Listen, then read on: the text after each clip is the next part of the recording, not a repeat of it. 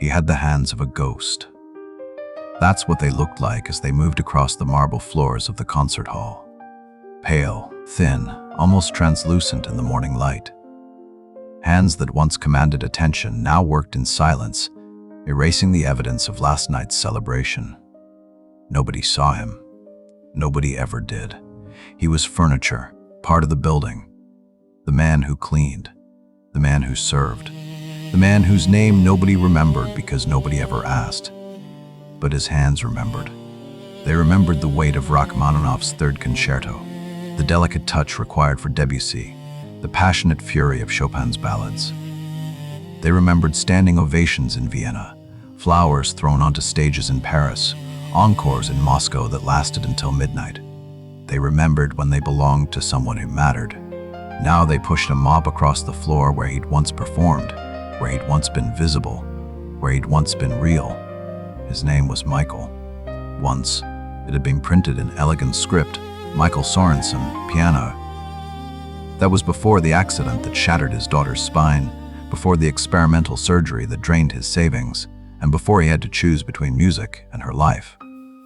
Now, she walks again, having graduated just last year, worked as a teacher in another city. Nobody knew this about the man who cleaned the concert hall. Nobody knew he'd once filled it with music. Nobody knew anything about him at all. On that particular evening, the hall prepared for a gala. Wealthy donors, champagne, a young pianist performing. Michael worked silently, setting chairs, arranging flowers, invisible as always. The young pianist arrived early. 26, confident, expensive suit. He practiced on the Steinway technique. Perfect, soul absent, notes without music, sound without meaning. Michael listened as he worked, winced at the mechanical interpretation, felt the piano crying out for someone who understood. "You there," the pianist called suddenly. "Old man, this champagne is warm, bring ice." Michael nodded, headed toward the kitchen. "And next time, try not to look so pathetic while you work," the young man added, laughing to his assistant. "Depressing to have such failures shuffling around. Makes one grateful for success." The assistant laughed too. Neither looked at Michael's face. They didn't see what happened there. The brief flicker of pain, the long moment of decision. Michael brought the ice, placed it down without a word. "That's better," the pianist said dismissively. "Now disappear. Don't want the donors seeing the help." Michael turned away, started to leave, stopped. His hands trembled slightly. Not with age, not with weakness, with memory. With music that had been silent for 15 years, suddenly screaming to be heard. He turned back. The pianist looked up, annoyed. "What? Did I stutter?" I said. Michael walked past him to the piano bench, sat down. "Excuse me?" The young man's voice rose. "What do you think you're—" Michael placed his hands on the keys, and the room stopped breathing. The first note came like a whisper, a single key pressed with such tenderness it seemed to hover in the air. Then another, and another. Chopin, Nocturne in C-sharp minor. But not as the young pianist had ever heard it, not as anyone had heard it in 15 years. This was music that remembered darkness. That knew loss, that had paid the price for every beautiful thing and found beauty still worth paying for. Michael's hands moved across the keys like they were coming home, like they were speaking a language they'd been forced to forget, but never truly lost. His body swayed with the music, became part of it, disappeared into it. The melody built slowly, each phrase shaped with such perfect understanding that the piano seemed alive, seemed conscious, seemed to be singing with a human voice about human things, about love and sacrifice and dignity and grace. The young pianist stood frozen, his mouth open, his expensive suit suddenly looking like a costume. His technical perfection revealed as precisely what it was: technique without soul, notes without understanding, sound without truth. Michael's hands moved faster now.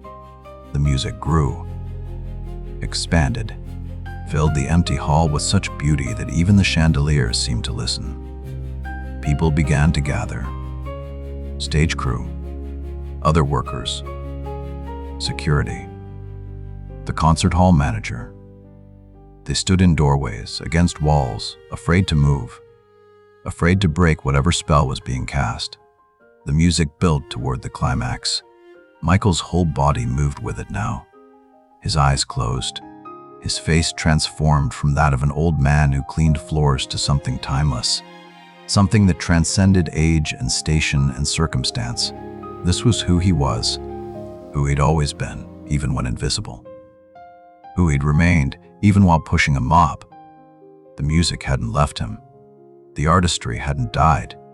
They'd simply been waiting for this moment, this necessity, this choice to speak in the only language that truly mattered. The final notes fell like tears. Beautiful, inevitable, perfect. Then silence. Long, absolute silence. Michael sat motionless at the piano, his hands still resting on the keys. Slowly, very slowly, he opened his eyes. The concert hall manager stood closest, tears streaming down her face. Behind her, 20 people stood in similar states, hands over mouths, eyes wide, some crying openly. The young pianist stood exactly where Michael had left him, but his face had changed completely. The arrogance gone, the dismissive cruelty erased. In its place, something raw, something broken open, something ashamed and awed and fundamentally altered. "Who are you?" he whispered. Michael stood slowly. His knees protested. 63 years old, 15 years of physical labor, but he stood with dignity, with quiet grace. "Someone who used to matter," Michael said softly. "Someone who learned that mattering isn't about being seen. It's about what you carry inside, what you give, what you become when nobody's watching." He walked away from the piano, back toward his cleaning cart. "Wait," the young pianist called, his voice desperate now. "Please, I'm sorry. I'm so sorry. I didn't know. I didn't understand." Michael paused, turned back. "You didn't need to know who I was," he said quietly. "You just needed to remember that everyone is someone. Everyone carries something. Everyone deserves dignity." "I understand that now," the young man said, and he was crying. Actually crying, because of what you just showed me. Because you responded to my cruelty with beauty. Because you proved that greatness has nothing to do with position. That dignity doesn't need defense. That real artistry speaks louder than any insult. Michael looked at him for a long moment, then nodded once. "Then something good came from it," he said simply. The concert hall manager approached. "Michael, that's your name?" "Michael, that was. I've been running this hall for 20 years. I've heard everyone. Everyone. And what you just played." She couldn't finish. "It was just Chopin," Michael said. "No," she said firmly. "It was truth. It was someone who's lived, who's suffered, who's chosen grace over bitterness. That can't be taught. That can't be faked." She paused. "Will you perform tonight? Please. The gala audience needs to hear you." Michael was quiet for a long moment. His hands rested on the cleaning cart handle, the same hands that had just transformed the room. "No," he said finally. "Thank you, but no." "But why?" the young pianist asked. "After what you just showed us." "I showed you what I needed to show you," Michael said. "That's enough. I don't need applause anymore. I don't need recognition. I needed to remember for myself. And to teach you." Both accomplished. He smiled slightly. "Besides, I have work to finish. These floors won't clean themselves." He pushed his cart toward the exit. Behind him, 20 people watched him go. Seeing him, truly seeing him for the first time. The young pianist stepped forward. "At least tell me your name, your full name, so I can remember who taught me the most important lesson of my life." Michael paused at the doorway. "Michael Sorensen," the concert hall manager gasped. "Sorensen? Michael Sorensen? But you were." She pulled out her phone, fingers trembling. Searched. Found. "You played Carnegie Hall, the Royal Albert Hall. You were called the voice of a generation. There are recordings." She looked up, stricken. "What happened to you?" "Life happened," Michael said simply. "I made a choice. My daughter or my career. I chose her. I'd choose her again. But to give up everything." "I gave up nothing that mattered," Michael said. "I gave up stages, applause, fame. I kept music. I kept love. I kept myself." He gestured to the piano. "That instrument doesn't care if I'm celebrated or invisible. It only cares if I'm honest. I've been honest every day for 15 years, even if nobody heard." The young pianist walked closer. "Will you teach me? Please. Not technique. I have technique. But what you have, that truth." Michael studied him, saw genuine transformation in his eyes, saw humility replacing arrogance, saw the birth of understanding. "You don't need me to teach you that," Michael said gently. "You learned it the moment you heard it. The question is whether you'll remember, whether you'll let it change not just how you play, but how you see, how you treat the people you think don't matter." "I will," the young man said, and the conviction in his voice was absolute. "I swear to you, I will." "Then my work here is complete," Michael said, but the concert hall manager wasn't finished. "Michael, please, even if you won't perform tonight, let me change things. You shouldn't be cleaning. Your hands shouldn't be." "My hands are fine doing whatever they do," Michael interrupted, not unkindly. "There's no shame in honest work. The shame is in believing some work makes you better than others, some positions more worthy, some people more valuable." He looked at all of them. "You want to honor what you heard tonight? Don't change my job. Change how you see everyone who does jobs like mine. The people who are invisible to you. The servers, the cleaners, the drivers, the ones you look through instead of at. Every person you pass is carrying something. Maybe it's music, like me. Maybe it's poetry. Maybe it's kindness or wisdom or dreams they set aside for reasons you'll never know. You can't see it because you're not looking, because you've decided they don't matter."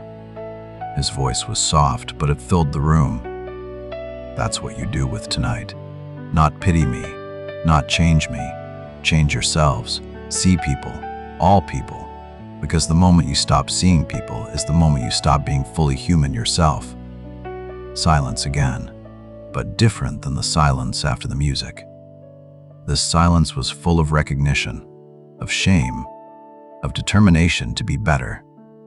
Michael nodded once more and walked through the doorway. This time, nobody stopped him. He pushed his cart down the hallway, his footsteps echoing in the marble corridor. Behind him, he could hear soft conversations starting. Could hear the young pianist asking the manager questions about humility, about artistry, about what it meant to truly serve music, rather than using music to serve yourself. Michael smiled. Just slightly.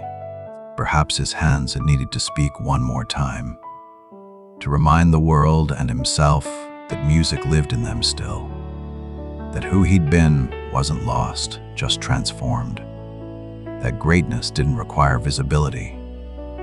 His daughter would call tonight. She always did on Thursdays. He'd tell her about his day, about the concert hall, about remembering who he was by teaching someone else to see. She'd laugh, tell him she was proud, tell him the surgery scars hurt less every year, tell him she loved him more than music just as he loved her more than fame. And that would be enough. That would be everything. He finished the hallway, moved to the next room. His hands pushed the mop with the same care they'd touched the piano keys. Different work, same dignity, same truth.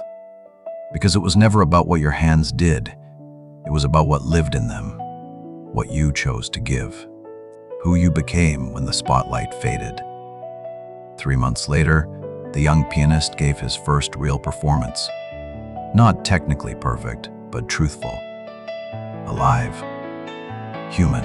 Before he played, he spoke to the audience about a man named Michael Sorensen, about how an invisible person had taught him to see, about how greatness and position were not the same thing, about how he'd learned more in 10 minutes from a janitor than in 10 years at conservatory. He dedicated the performance to all the invisible people, all the ones we walk past, all the ones whose names we never learn, all the ones carrying something beautiful we'll never see unless we choose to look. The audience listened. Some understood, some didn't. Some began to see differently. Some remained unchanged. But seeds were planted. And somewhere in that concert hall, Michael cleaned the marble floors with the same quiet grace he'd always carried, invisible to most, but visible to himself, and visible to the few who'd learned to truly see. His hands moved across the marble, remembering music, holding love, carrying dignity. And that was enough. That was everything. Now I ask you, who are the invisible people in your life? The ones whose names you don't know, whose stories remain untold, whose hands carry something beautiful you've never seen. What would happen if you chose to see them? Not to save them, not to fix them, not to change their circumstances, just to see them, to recognize their dignity, to acknowledge their worth. Because everyone is someone. Everyone carries something. Everyone deserves to be seen. The question isn't whether greatness exists in unexpected places. The question is whether you're willing to look